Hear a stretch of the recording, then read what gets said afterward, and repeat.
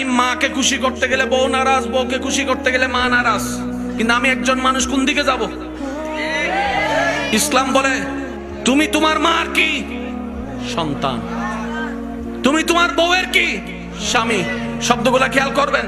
তুমি তোমার মার সন্তান, যার পায়ের নিচে তোমার বেহেশত। তুমি তোমার মায়ের পায়ের নিচে। তুমি তোমার বউয়ের কি? স্বামী। স্বামী মানে অভিভাবক। অভিভাবক কি নিচে না উপরে?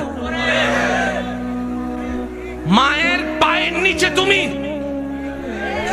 আর বউ তোমাকে মাথার উপর রেখেছে, কারণ তুমি বউয়ের অভিভাবক। তো উপরওয়ালা তো নিচের ওয়ালার মতো হয় না, নিচের ওয়ালা তো উপরওয়ালার মতো হয় না।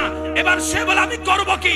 বলে যে শুনো, তুমি মাকে মাথায় রাখো, বউকে বুকে রাখো।